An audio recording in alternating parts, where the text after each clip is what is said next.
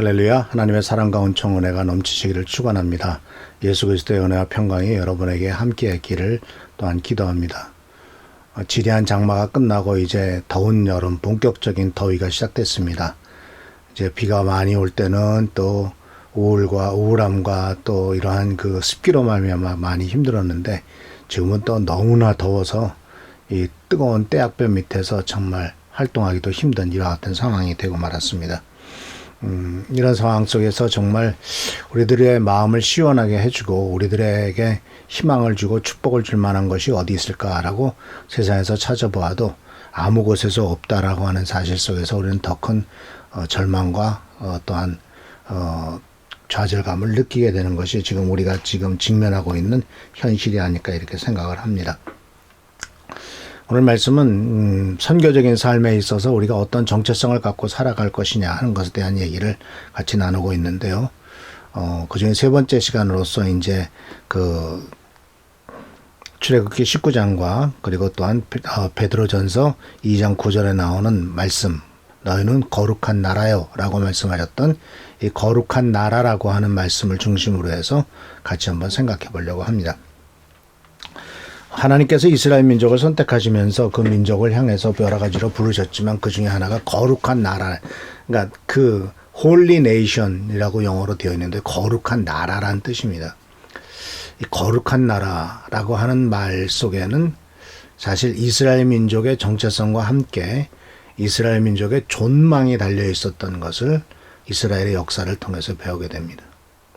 다시 말씀드리자면 거룩하지 않으면 나라가 존속할 수 없다는 겁니다. 거룩하지 않은 나라는 하나님이 멸망시킨다는 겁니다.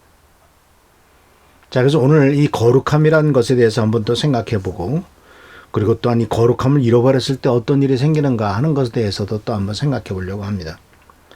이 거룩하다라고 하는 말, 하나님이 거룩하게 하셨다라고 하는 말에 대해서 성경 말씀에 처음 이 거룩하게 하셨다 또는 거룩하다라는 말이 어디에 나오냐면 창세기 2장 3절에 나와요. 창세기 2장 3절을 제가 한번 읽어보겠습니다. 이렛 날에 일곱째 날에 하나님이 창조하시던 모든 일에서 손을 떼고 쉬셨으므로 하나님은 그날을 복되게 하시고 거룩하게 하셨다. 그러니까 하나님께서 6일 동안 세상을 만드셨죠. 만드시고 난 다음에 마지막 날은 안식일로 쉬셨잖아요. 그 안식일로 쉬셨는데 그 쉰 날을 즐겁고 행복한 날, 쉬고 즐기고 마음대로 하는 날이 아니라 쉬는 날을 하나님은 그날을 복되게 하셨고요. 거룩하게 하셨다라고 말합니다. 우리가 알다시피 인간이 태어난 날은 6번째 날이었습니다. 그리고 그 다음 날이 이제 하나님이 쉬신 날인데 인간이 태어난 그 다음 날 인간은 쉼부터 시작하죠. 그래서 우리가 달력을 볼 때 일, 월, 화, 수, 목, 금, 토일 이렇게 돼가면서 주일날이 맨 앞에 나오는 것을 보게 됩니다. 물론 요새는 어떤 달력은 월요일날 앞으로 나오고 있지만 원래는 썬데이, 바로 주일이 첫 번째로 나오게 되는 것을 볼 때 이 날을 복되게 하고 거룩하게 하셨다라고 하나님이 말씀하셨는데, 이 날이 복되고 거룩한 날은 하나님이 분리해 놓으셨고 하나님이 구분해 놓으셨기 때문에 그렇다라는 겁니다. 그래서 이 거룩한 나라라고 하는 말 속에서 우리는 뭘 발견하게 되냐면 하나님이 신성하게 만들고 바로 정화시킨 깨끗한 아주 거룩한 이와 같은 날로 만드신 것을 볼 수가 있습니다. 그러니까 주일은 거룩한 날이에요. 주일은 하나님이 복 주신 날이에요. 그래서 우리가 매일매일 살아가는 것, 일주일 내내 평일날 일하러 가고 돈 벌고 하지만은 그 돈 버는 날이 거룩한 날, 즐거운 날이 아니고 주일날이 복된 날이고 주일날이 거룩한 날이라고 하는, 그렇게 나 자신을 위해서 쓰는 시간이 아니라 하나님과 함께 쉬며 하나님과 함께 보내는 이 날이 거룩한 날이요 복된 날이라는 사실을 꼭 잊지 마시기를 바랍니다. 그러니까 주일날 교회 나와서 예배를 드리고 하나님과 함께 보내고 믿는 사람들끼리 서로 교제하고 사랑을 나누는 이 모든 일들이 복된 일이고 또한 거룩한 일이다라는 사실입니다. 그래서 이 거룩함에 대해서 이스라엘 민족을 향해서 특별히 하나님께서 너희를 거룩한 민족이다, 거룩한 나라다 라고 말씀하신 것은 이스라엘 민족 자신에게 있어서 어떤 거룩함의 근거가 있지는 않죠. 왜냐하면 우리가 알다시피 이스라엘 민족이 출애굽을 하고도 얼마나 많은 반역과 많은 문제를 일으킵니까? 그런데 하나님이 그들을 선별하시고 하나님께서 그들을 시내산에서 약속을 맺으시면서부터 이제 하나님이 그들을 정결케 하시는 것을 보게 됩니다. 하나님은 그들을 깨끗하게 하셨습니다. 다른 나라와 구별시키셨습니다. 그래서 이제 법적으로도 외적으로도 하나님에 의해서 정화된 나라가 이스라엘 민족이 바로 하나님께서 선택한 거룩한 나라가 되었다라는 겁니다. 하나님이 선택하셨기 때문에 거룩합니다. 하나님이 정화시키셨기 때문에 거룩합니다. 또 하나님께서 구분했기 때문에 거룩하다라는 것입니다. 이것을 신약적으로 적용을 한다면은 바로 우리 인간도 마찬가지죠. 우리 모두도 예수 그리스도의 은혜로 말미암아 하나님의 완벽한 영원한 선택에서 진실하고도 완벽한 거룩함을 물려받게 되지 않았습니까? 예수 그리스도의 보혈과 예수 그리스도의 희생으로 바로 우리들의 죄가 용서함을 받고 정결케 되고 또 죄로부터 깨끗해진 존재, 이것이 바로 거룩한 나라요, 거룩한 백성이 됐다라는 것입니다. 그래서 거룩한 백성이 된 것은 예수 그리스도의 보혈의 능력에 의해서 이루어지고 있습니다. 그리고 그 거룩한 것이 유지되어야 되겠죠. 우리가 깨끗이 씻어도 골망도 더러우지 않습니까?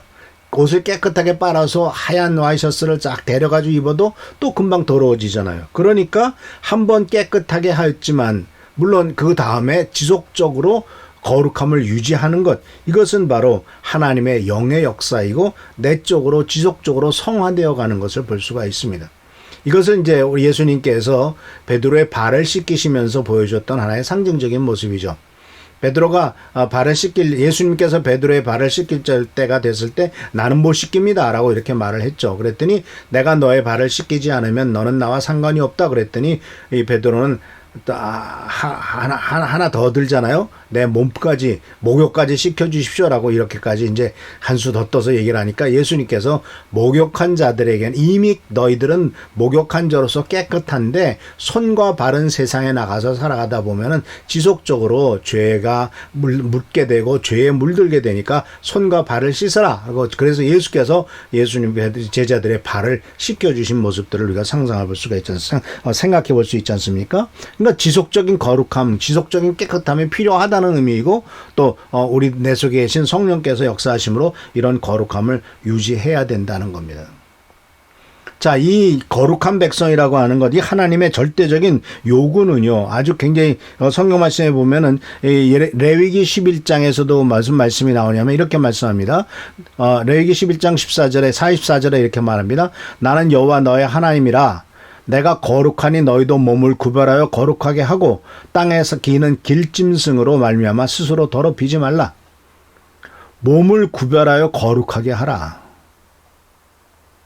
짐승으로 말미암아 스스로 더럽히지 말라. 자, 이 말씀은 그 이스라엘 민족에게 있어서의 지금 우리들과는 너무나 다른 상황이지만 이스라엘 민족에게 있어서는 독특한 배경이 있습니다. 그들은 바로 뭐냐면 유목민들이었어요.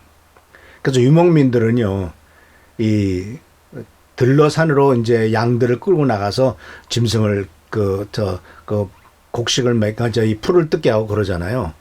그래서 가끔 심심치 않게 이 젊은 목동들이 성욕을 이기지 못해가지고 수간을 합니다. 짐승들과 그런 일을 한단 말이죠. 그래서 하나님께서는 길짐승으로 스스로 더럽히지 말라고 말씀하신 것은 하나님의 거룩함이 너희도 몸을 구별하여 거룩하게 해서 그런 못된 짓 하지 말라고 하나님께서 명령을 하신 것이죠. 이것은 이제 베드로전서 1장 16절에 와서는 사도 베드로가 기록되었으되 내가 거룩하니 너희도 거룩할지어다 하셨느니라 라고 이 레위기 11장 44절에 나오는 말씀을 꼭 어떤 한 분야에게만 소속된 것이 아니라 인생 전체에서 하나님의 거룩하심을 근거했기 때문에 우리들 모두가 더 거룩해야 된다라고 하는 것을 베드로가 우리들에게 명령하고 있고 또 확대해서 우리들에게 적용하고 있는 것을 보게 됩니다. 그런데 이 말씀은 사실 이스라엘 민족의 역사를 통해 볼 때 이 거룩함을 유지한다는 것은 민족의 존속과도 아주 밀접한 관계가 있다라는 사실을 발견할 수 있어요. 그러니까 거룩하지 않다라는 것은 죄를 졌다는 얘기입니다. 거룩하지 않다는 것은 하나님의 법을 어겼다는 겁니다. 거룩하지 않다는 것은 하나님의 기준에 따라 살지 않았다는 겁니다. 육신의 정욕대로 살았다는 겁니다. 이스라엘 민족의 역사를 보면은 이스라엘 민족이 지난주에도 말씀드렸습니다만은 왕정을 이루어서 살아갔던 기간은 길어야 470년간, 바로 그 기간은 이스라엘 민족이 애굽에서 종노릇했던 430년과 불과 40년밖에 차이 나지 않는 짧은 기간이었음을 생각할 수가 있습니다. 근데 왜 그렇게 그 끔찍한 그 여러 가지 많은 과정 속에서도 그 하나님의 도우심과 돌보심과 축복과 은혜 가운데서 자기가 독립해가지고 왕국을 이루어 살아가다가 왜 이렇게 오래 가지 못하고 망하고 말았을까요? 결국은 거룩하지 못했기 때문입니다. 죄를 지었기 때문입니다. 하나님 앞에 옳고 바르게 살지 못했기 때문입니다. 사랑하는 성도 여러분, 분명히 아십시오. 죄는 우리들의 수명을 짧게 합니다. 하나님께서 주신 축복을 누리지 못하게 합니다. 죄는 거룩함을 훼손시키고, 훼손된 거룩함은 결국은 불순종으로 인해서 쫓겨나고 하나님으로부터 거부당한다는 사실을 기억하셔야 됩니다. 그래서 우리가 하나님을 위해서 어떤 일을 하는 것도 중요한 일이지만은 거룩한 나라로서 하나님에게 선택받은 존재로서 그 선택에 합당한 삶을 살아가는 것이 더욱더 중요합니다. 이스라엘 민족을 하나님이 선택하셨죠. 거룩한 나라라고 불렀습니다. 엄청나게 많은 역사를 이루셨습니다. 이스라엘 민족을 위해서 정말 각 나라에 전쟁할 때마다 각 나라를 쳐부숴 주시고 승승장구하게 하셨으며 축복을 나눠주셨습니다. 그런데 이스라엘 민족이 북이스라엘, 남유다가 모두가 다 하나님을 버리고 바로 죄를 짓고 잘못된 길로 나가게 되었을 때 이제 다 망하게 되죠. 특히 이스라엘이 멸망당한 것보다 남유다가 멸망당한 것에 대해서 참 이건 그 다윗의 후손이 솔로몬으로 이어지던 그 왕가가 완전히 멸망을 당하는 것이거든요. 그래서 이것에 대해서 이제 예레미야서를 읽어보면 예레미야, 특히 애가에서 예레미야가 불렀던 슬픔의 노래에서 1장 8절 12절 2장 1절에 보면 이스라엘 민족이 거룩함을 버렸을 때 어떤 결과가 가져왔고 그 끔찍한 결과에 대해서 슬퍼하고 눈물을 흘리는 예레미야의 이야기를 들을 수가 있습니다. 1장 8절에서 이렇게 말합니다. 예루살렘이 그렇게 죄를 짓더니 마침내 조롱거리가 되었구나.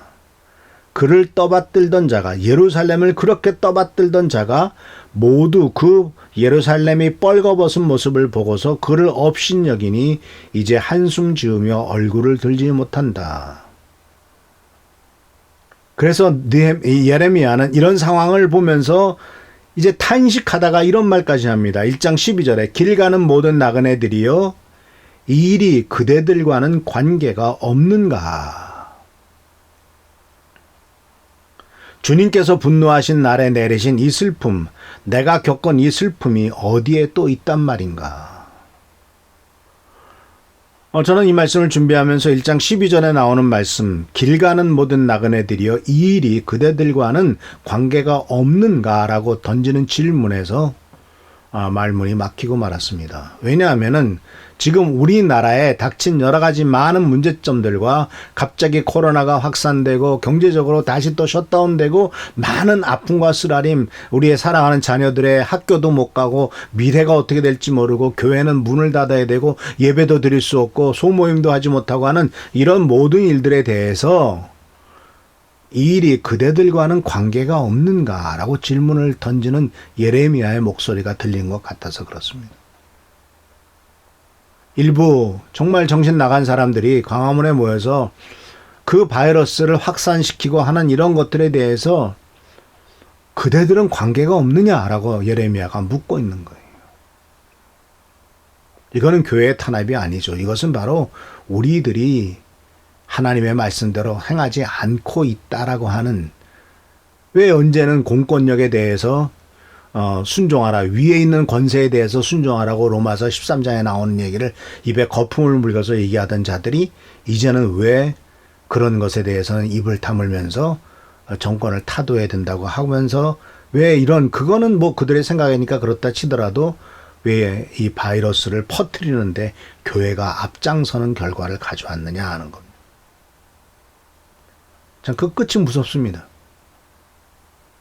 하나님의 분노보다도 하나님의 분노도 있겠지만은 이제 대한민국에 사는 많은 일반적인 국민들이 또 교회를 다니지 않는 사람들이 신천지나 교회나 뭐가 달라라고 비난하는 소리가 들리는 것 같아서 아마도 더 복음이 전파되기 힘들어질 것이고 더 교회는 세상으로부터 손가락질을 당하는 바이러스 같은 취급을 당하지 않을까 정말 두렵습니다.